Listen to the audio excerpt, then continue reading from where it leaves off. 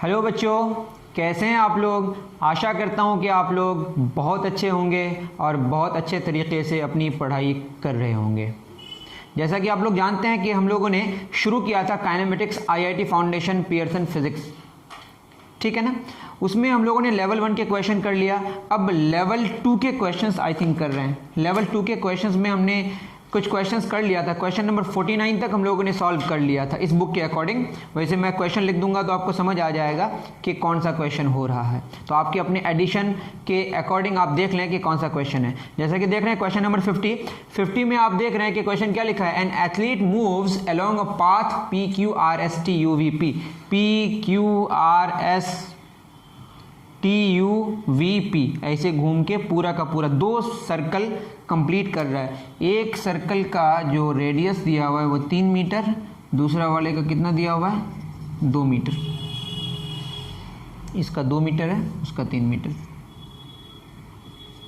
तो आप अगर इस क्वेश्चन को देखें तो इसमें क्या कह रहा है कि एवरेज स्पीड मांगा है। What is average speed? Total distance बटे total time taken. Total distance बटे टोटल टाइम टेकन, ओके। और कितने सेकंड्स में बोल रहा है? 44 सेकंड्स में। ये तो पता है कि P से शुरू किया, PQRSTUVP, यहीं आ गया। 2 सर्कल कंप्लीट किया। एक सर्कल का रेडियस 2 मीटर है, दूसरे सर्कल का रेडियस 3 मीटर है। तो टोटल डिस्टेंस कितना कवर करेगा? 2π पहला r प्लस 2π दूसरा r। टाइम कितना लग रहा है? 44 सेकेंड्स। तो एवरेज स्पीड का फॉर्मूला आपको तो पता होगा ना, टोटल डिस्टेंस बटे टोटल टाइम क्या होगा बताइए? 2πr1 प्लस 2πr2 बटे टाइम कितना लग रहा है? 44 सेकेंड्स। 2π कॉमन ले लेते हैं। r1 कितना है? 2 मीटर प्लस 3 मीटर बटे 44 सेकेंड्स। ये हो जाएगा 22। इसको सॉल्व करते हैं। 22 बटे 7 गुना 3 2 5 बटे 22। 22 कैंसिल, तो आपका एवरेज स्पीड निकल के आया 5/7 मीटर पर सेकेंड। 0 होने का सवाल ही नहीं होता। और आंसर आपका क्या हुआ? 5/7। क्या होता है एवरेज स्पीड? सिंपल सी बात है, टोटल डिस्टेंस को टोटल टाइम से डिवाइड करेंगे तो आपको एवरेज स्पीड मिलेगा। और आपके पास ये सॉल्यूशन मौजूद है, अच्छे से इसको करें। आगे बढ़ते हैं।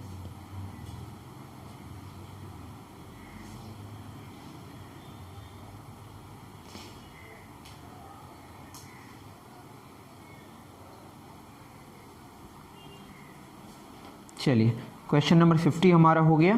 Question number 51,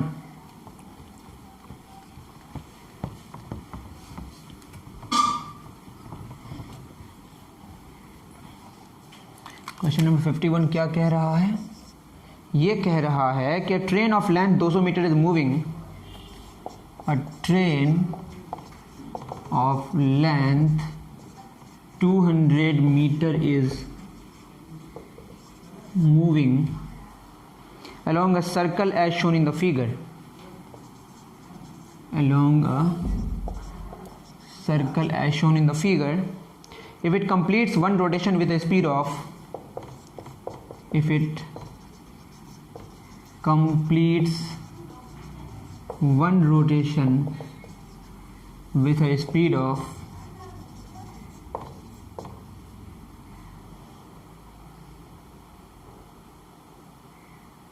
54 kilometre per hour,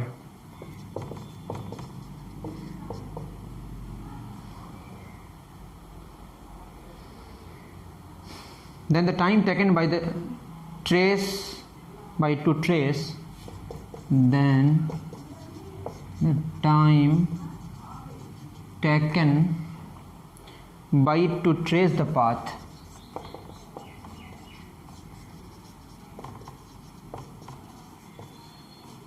path is seconds.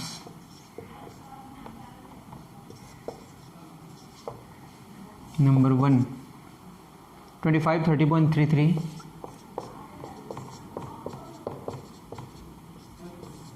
third 26.66, number 4 26। तो इस क्वेश्चन को हम लोग कैसे सॉल्व करें? ठीक है ना। क्वेश्चन क्या कह रहा है कि ट्रेन है जिसका लेंथ 200 मीटर है, मूव कर रहा है किसमें? सर्कल में। और यहाँ पे दिया हुआ है सर्कल, ये एक ट्रेन है। ट्रेन का लेंथ कितना दिया हुआ है, ये ट्रेन 200 मीटर का, तो ट्रेन खुद ही आधा सर्कल कंप्लीट कर रहा है। A train of length 200 meters moving along a circle, if it completes one rotation with a speed of 54 km per hour, then the time taken by it to trace the path.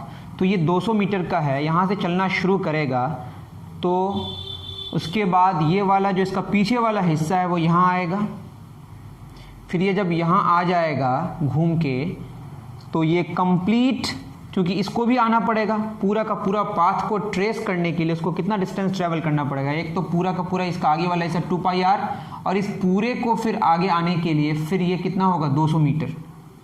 2πr तो पूरा circle को complete करने के लिए, फिर ये अपना वाला भाग भी तो उसको पूरा का पूरा लेके आना पड़ेगा ना, मतलब 200 मीटर तो आप उसको ट्रैवल करना पड़ेगा अपने लेंथ की वजह से, और एक सर्कल को कंप्लीट करने के लिए 2πr। तो क्या फार्मूला बताइए, 54 किलोमीटर पर आवर उसका स्पीड है, स्पीड बराबर डिस्टेंस बटे टाइम। तो क्या हो जाएगा बताइए, 200 मीटर का ये है, और train of length 200 meter moving along a circle, if it completes with one rotation with speed of 54 kilometer, then the time taken by it to trace the path.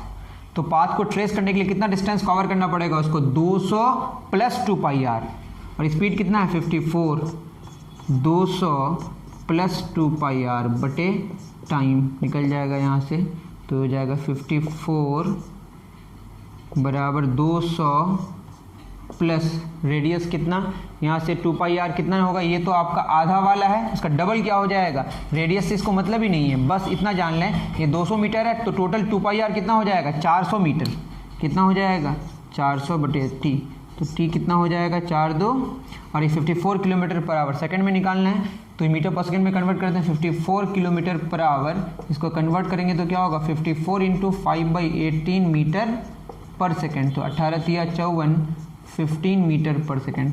अब क्लास 7 के बच्चों को दिक्कत हो सकती है, मैं फिर कह रहा हूँ कि ये सर्कल, आधा सर्कल में कौन है, ट्रेन है, तो पूरा सर्कल क्या होगा 2πr, तो आधा का 200 मीटर, तो पूरा का कितना होगा 400 मीटर, 200 मीटर खुद के लिए, 400 मीटर पूरा कंप्लीट करने के लिए 600 मीटर उसको डिस्टेंस ट्रैवल करना पड़ेगा, और स्पीड कितना निकल के आया 15 मीटर पर सेकंड, क्योंकि सेकंड में निकालना है, तो ये हो जाएगा 15, टाइम कितना हो जाएगा 4 2 6, 600 बटे 15, 15 चौक 60, 40 सेकेंड।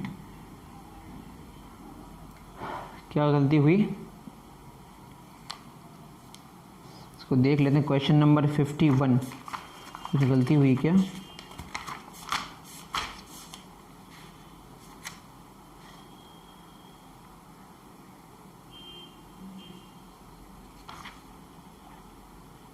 चार 400 बटे 15,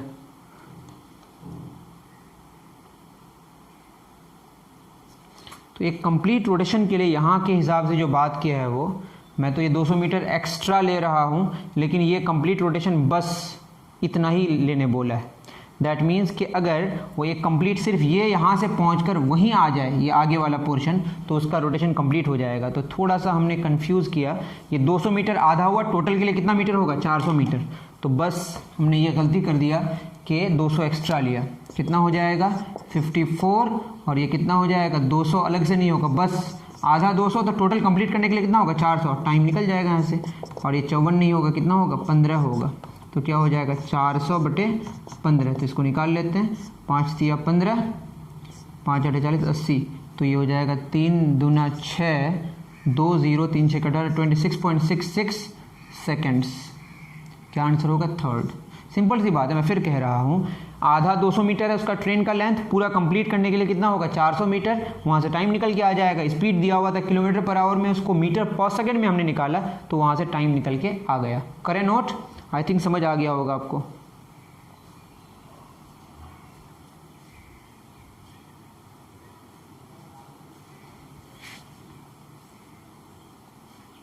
चलिए क्वेश्चन नंबर 51 हो गया। 52 क्या कहा है,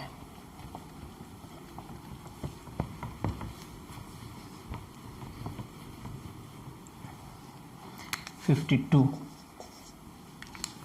कह रहा है, a body is dropped from the top of a tower, a body is dropped from a top of a tower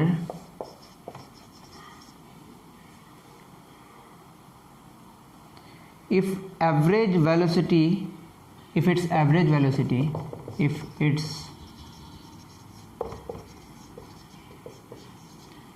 velocity when it reaches the ground is 10 meter per second, when it reaches the ground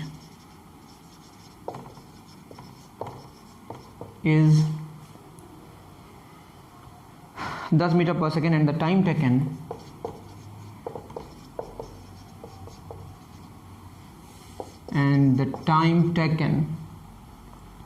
by it to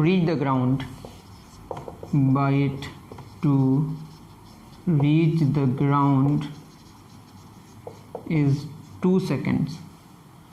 Then the height of the tower is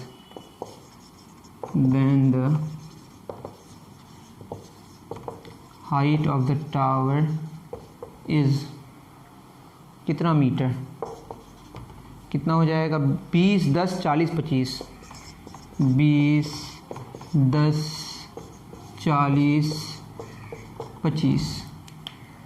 ठीक है।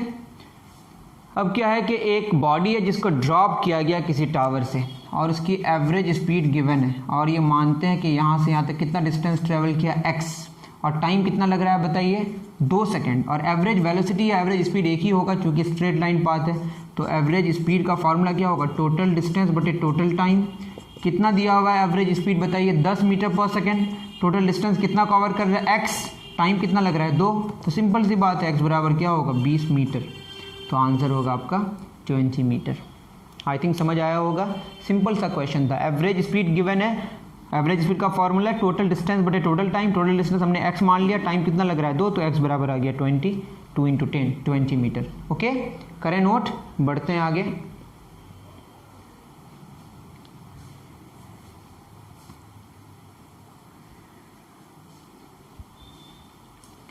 चलिए उतार लिए होंगे। 52 हो गया। 50 थोड़ा tough question होगा आपके लिए, तो थोड़ा ध्यान से क्वेश्चन को देखें। क्वेश्चन नंबर 53 क्या कह रहा है कि a simple pendulum makes 20 oscillations. A simple pendulum makes 20 oscillations in 1 second on the surface of earth. In 1 second on the surface of earth. Determine the time period of the simple pendulum. The time period of a simple pendulum. Time period of a simple pendulum लिखा हुआ है। Pendulum on the surface of a planet, on the surface of a planet where the acceleration due to gravity, where the acceleration due to gravity is 1/4 of the acceleration due to gravity, is 1/4 of the acceleration due to gravity। acceleration due to gravity लिखा हुआ है on the surface of the earth।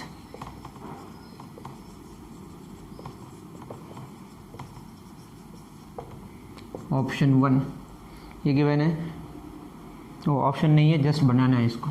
चलिए इस question को solve करते हैं। पहले note down करें क्वेश्चन को। क्वेश्चन क्या कह रहा है? क्वेश्चन कह रहा है कि एक सिंपल पेंडुलम है जो 20 ऑसिलेशन करता है 1 सेकंड में, मतलब 20 ऑसिलेशन 1 सेकंड में। तो एक ऑसिलेशन में जितना टाइम लगता है उसको टाइम पीरियड कहते हैं, 1/20 सेकंड। यही आपका क्या हो गया टाइम पीरियड।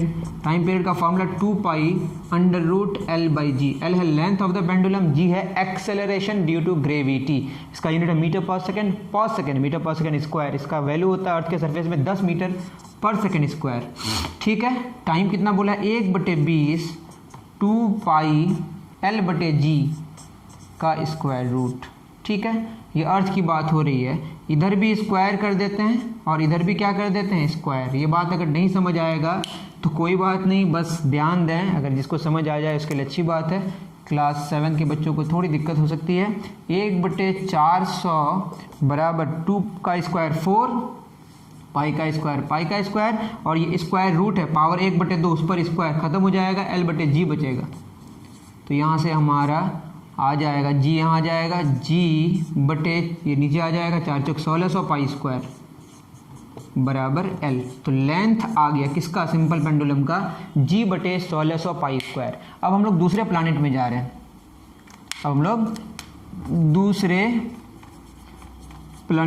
रहे हैं, उसमें उसका जो एक्सेलरेशन ड्यू टू ग्रेविटी है वो 1/4 है।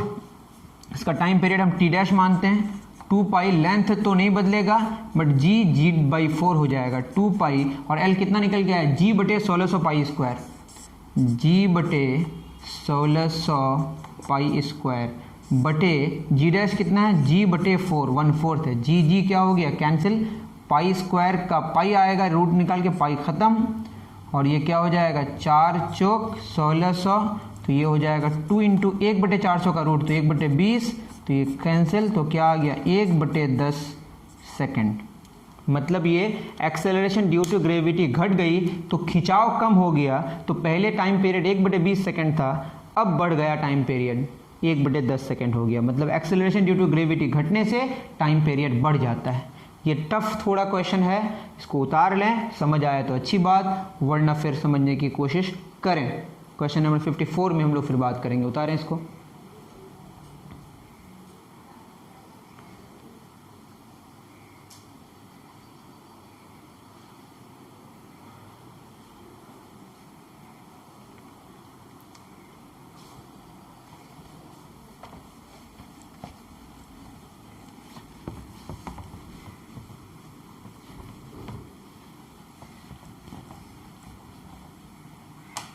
क्वेश्चन नंबर 54 क्या कह रहा है, 54 कह रहा है कि which of the following distance time graph is not possible वाला ग्राफ, और वाई बोला है। नंबर 1 डिस्टेंस टाइम और इधर डिस्टेंस, दूसरा डिस्टेंस टाइम,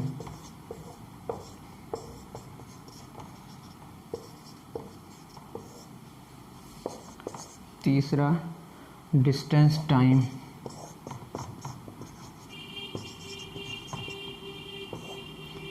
चौथा डिस्टेंस टाइम।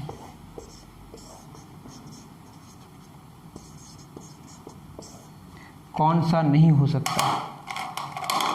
तो पहले देखिए यहाँ टाइम के साथ डिस्टेंस ट्रैवल नहीं हो रहा है, थोड़ा टेढ़ा बन गया हमारा। ऐसा हो सकता है कि बॉडी टाइम के साथ अपना डिस्टेंस न ट्रैवल करे, बॉडी रेस्ट में हो सकता है, तो ये पॉसिबल है। आपको नॉट पॉसिबल में टिक मारना है, ये पॉसिबल है, क्या ये पॉसिबल है।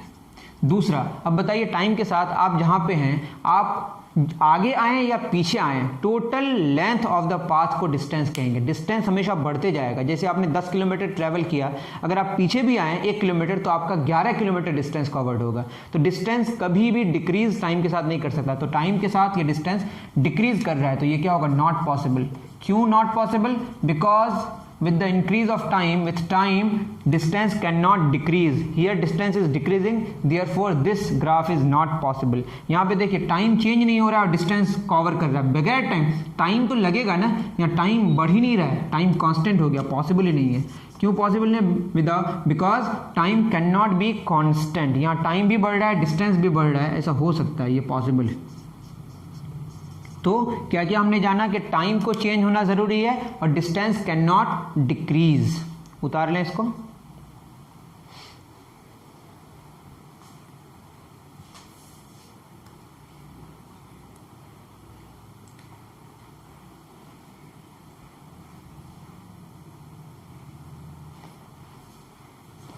चलिए 54 हो गया, 55 क्या कह रहा है देखते हैं।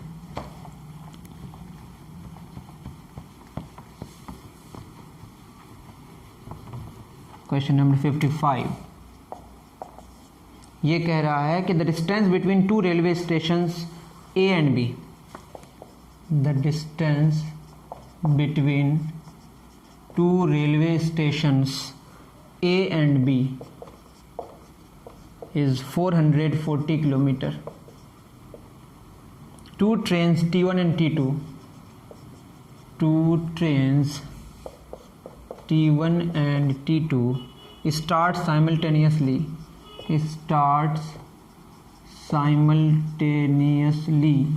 एक साथ शुरू कर रहा है from A and B respectively and move towards each other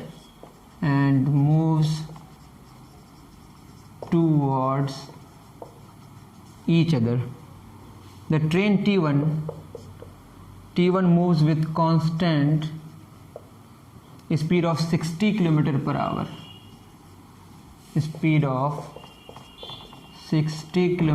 hour and T2 moves with 50 km per hour. ये भी कांस्टेंट ही लिखा हुआ है, ये 50 50 km per hour. Determine the point where they meet.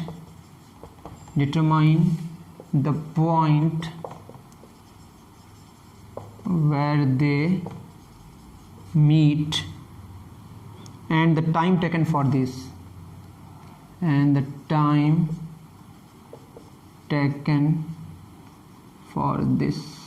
ठीक है.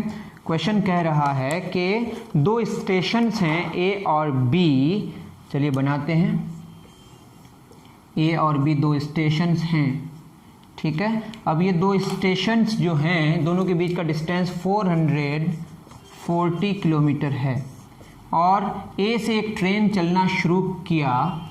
ए से जो ट्रेन चलना शुरू किया वो 60 किलोमीटर पर आवर में चल रहा है और बी से जो चलना शुरू किया वो 50 किलोमीटर पर आवर में चल रहा है. From A and B respectively. एक ए से चलना शुरू किया और एक बी से चलना शुरू किया. इधर जो जा रहा है वो कितना 60 किलोमीटर पर आवर में, इधर से जो आ रहा है वो 50 किलोमीटर पर आवर में. ये यहाँ पे आया मानते हैं पॉइंट P में. जितना टाइम ये लगाया होगा यहाँ पे टाइम T1 लगा, इधर टाइम T2 लगा, दोनों सेम होगा. और मानते हैं कि ये जो डिस्टेंस ट्रेवल किया वो x किया तो ये कितना बचेगा 440 माइनस x.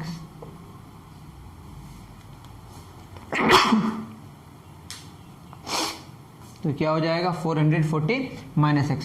अब ये टाइम सेम होगा, मतलब स्पीड का फार्मूला क्या है बताइए, डिस्टेंस बटे टाइम. तो टाइम क्या होगा डिस्टेंस बटे स्पीड. तो T1 बराबर T2 तो होगा जितना टाइम P तक A को T1 को P तक जाने में लगेगा. यहाँ T1 जा रहा है, इधर T2 आ रहा है, ट्रेन का नाम है बस. तो T1 कितना होगा, ये T1 ट्रेन के लिए, ये स्मॉल वाला टाइम के लिए. तो टाइम का डिस्टेंस बटे स्पीड, डिस्टेंस कितना x बटे 60 बराबर क्या होगा 440 माइनस एक्स बटे 50. इसको सॉल्व करना है. 0 0 क्या हो गया कैंसिल. ये क्या हो जाएगा 5x बराबर 6 चौक 24 का 4 हासिल 2 6 24 26 2640 माइनस 6x. तो ये 5x माइनस 6x इस पार आएगा तो क्या होगा प्लस 6x बराबर 2640.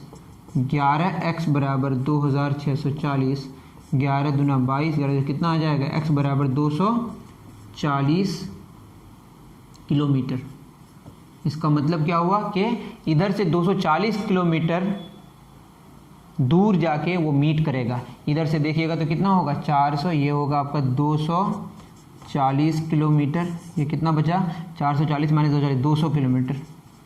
इधर से 200 किलोमीटर मतलब T2 200 किलोमीटर ट्रैवल करेगा और T1 240 किलोमीटर. टाइम निकल के आ जाएगा, कोई भी टाइम ले लेते हैं. क्या हो जाएगा x बटे 60, दोनों तो सेम ही है. x कितना है बताइए 240 बटे 60. तो क्या हो जाएगा 4 घंटे बाद ये यहाँ पहुँचेगा, ये भी यहाँ पहुँचेगा और दोनों मीट करेगा. एक ट्रैवल करेगा 240 किलोमीटर, एक ट्रैवल करेगा 200 किलोमीटर. रीज़न ये है कि एक की स्पीड ज़्यादा है और एक की स्पीड कम है. ये क्वेश्चन नंबर 55 है. थोड़ा टफ क्वेश्चन है लेकिन बहुत ही अच्छा क्वेश्चन है. नोट डाउन करें.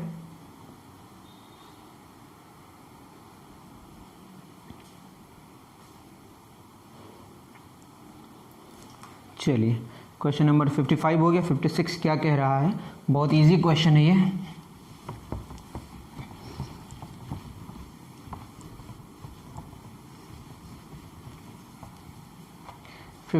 कह रहा है body travels a distance of 500 meter. A body travels a distance of 500 meter. A distance of 500 meter in 10 minutes.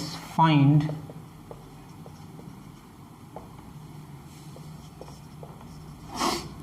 find speed of the body in kilometre per hour. तो kilometre per hour में निकालना है तो निकल जाएगा, simple सी बात है। Speed का क्या फार्मूला है, डिस्टेंस बटे टाइम। डिस्टेंस कितना, 500 मीटर बटे 10 मिनट। मीटर को किलोमीटर में बदलने के लिए क्या करना पड़ेगा आपको, 1000 से डिवाइड करना पड़ेगा, किलोमीटर हो जाएगा। 10 को 60 से डिवाइड करेंगे तो किस में आ जाएगा, आवर में। ये सॉल्व करना आपका काम है, इसको सॉल्व कीजिएगा और रिजल्ट लेके आइएगा। चलिए सॉरी 1000 से ये कैंसिल वगैरह कर ही देते हैं हम। जो कैंसिल तो क्या होगा, 5/10 ये कैंसिल, 6 ऊपर 1 नीचे, किलोमीटर पर आवर। आगे आप सॉल्व कर लीजिएगा। सिंपल सा क्वेश्चन था, जस्ट मीटर पर मिनट में था, उसको किलोमीटर पर आवर में निकालना था। मीटर को किलोमीटर में कन्वर्ट करने के लिए 1000 से डिवाइड करना पड़ेगा और मिनट को आवर में कन्वर्ट करने के लिए 60 से डिवाइड करना पड़ेगा। ये क्वेश्चन नंबर 60 था, one of the easiest question. चलिए क्वेश्चन नंबर 57 की बात करते हैं। 57 क्या कह रहा है, 57 कह रहा है कि a student goes to school with uniform speed. A student goes to school with uniform speed of 3 km per hour and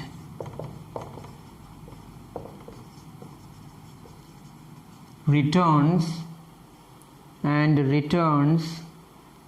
to his home with a speed of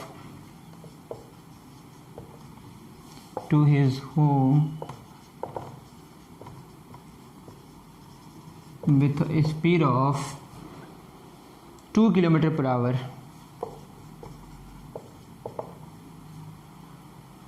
If the student takes 1 hour in all,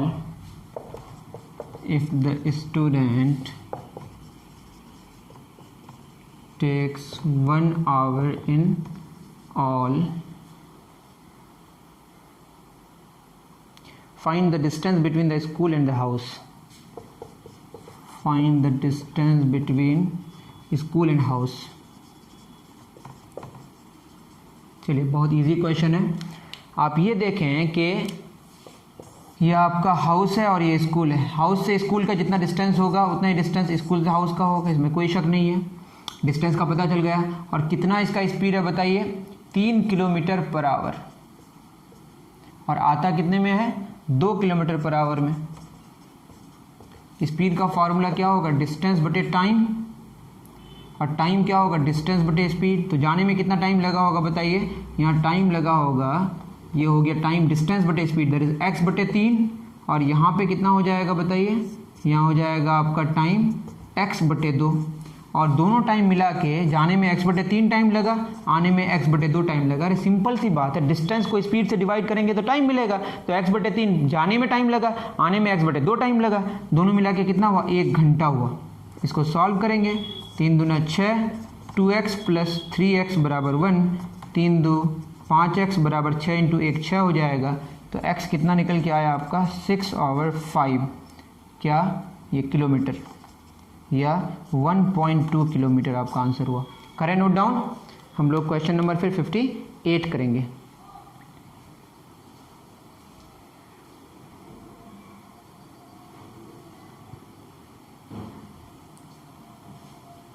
चलिए question number 58 बहुत easy question है।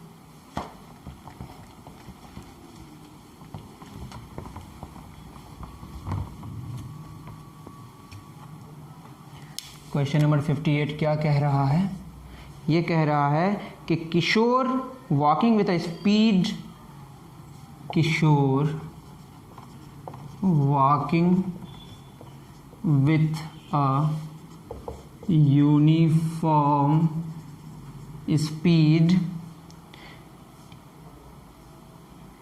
Covers 20 kilometre in 5 hours. Find the distance in 7 hours. Find distance covered in 7 hours. अब ये question है, unitary method का question है। आपको पता है कि 5 घंटे में कितना किलोमीटर, 20 किलोमीटर। तो आपको पता होगा 1 घंटे में कितना डिस्टेंस कवर करेगा, 20/5, 5 चौक 20, 4 किलोमीटर। कितना में निकालना है, 7 घंटे में। एक क्वेश्चन है, बताइए 4 × 7 कितना हो जाएगा, 28 किलोमीटर। यूनिटरी मेथड का क्वेश्चन था, बहुत ही आसान क्वेश्चन, करें note down.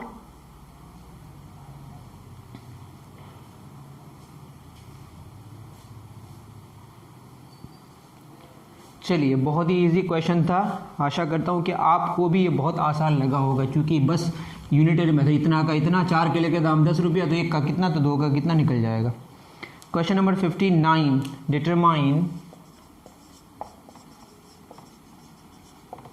determine the speed of the tip of a minute. The speed of a tip of a minute hand of length 10 centimetre, minute hand of length 10 centimetre of a clock. Clock में 3 हमारे कांटे होते हैं, एक minute hand है जो complete एक चक्कर लगाता है, कितना, 60 मिनट में, और ये इसका लेंथ कितना दिया हुआ, 10 सेंटीमीटर। तो अगर हम क्या निकाले हैं, स्पीड का फॉर्मूला क्या, डिस्टेंस बटे टाइम। तो 2πr बटे टाइम कितना लग रहा है, 60 मिनट, 2π और r का वैल्यू कितना, 10 सेंटीमीटर बटे 60 मिनट। तो ये क्या हो जाएगा, 6 2 तिया 6, कितना हो जाएगा, पाई बटे 3 सेंटीमीटर पर मिनट। सिंपल सी बात है, टोटल जो एक कंप्लीट चक्कर लगाएगा तो कितना डिस्टेंस कवर करेगा, 2πr, और टाइम कितना लगेगा, 60 मिनट। तो डिस्टेंस को टाइम से डिवाइड कर देंगे तो स्पीड निकल के आ जाएगा। करें नोट, बहुत इजी क्वेश्चन था।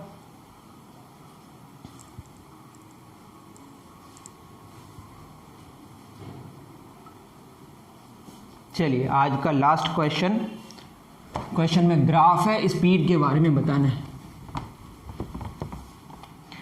क्वेश्चन नंबर 60 में कहा है कि the distance time graph for the motion of the 3 vehicles A B and C are given ऐसे speed of A B and C, compare the speed A B and C. मैं कर दे रहा हूँ, just graph given है, 3 vehicles है, यहाँ time है और ये डिस्टेंस है, और 3 ग्राफ गिवन है।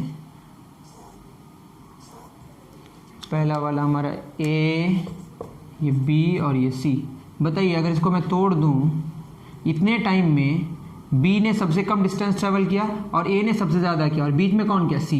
इसका मतलब सबसे ज़्यादा स्लोप किसका है, ए का। तो सबसे ज़्यादा उतने टाइम में कौन डिस्टेंस ट्रेवल कर रहा है, ए। तो सबसे ज़्यादा स्पीड किसकी होगी, ए की। दिखने में ही लग रहा है, उतने टाइम में जो सबसे ज़्यादा डिस्टेंस ट्रेवल करेगा उसकी स्पीड क्या होगी, सबसे ज़्यादा। तो एस ए सबसे ज़्यादा होगा, उससे कम किसका होगा, सी का, उससे कम किसका होगा, बी का। तो speed of A is highest and speed of B is lowest, and the speed of C is between speed of A and speed of B. I think आपको बात समझ आई होगी। और इसको स्लोप कहते हैं, क्या कहते हैं, दैट इज ए का स्लोप सबसे ज़्यादा और बी का स्लोप सबसे कम है। तो डिस्टेंस टाइम ग्राफ का जो स्लोप है वो क्या देता है, स्पीड देता है। या सिंपल बात है कि कम टाइम में जो ज़्यादा डिस्टेंस ट्रैवल करेगा उसकी स्पीड क्या होगी, ज़्यादा होगी। ओके, अभी के लिए इतना ही, दीजिए इजाज़त। थैंक यू वेरी मच मेरे प्यारे बच्चों।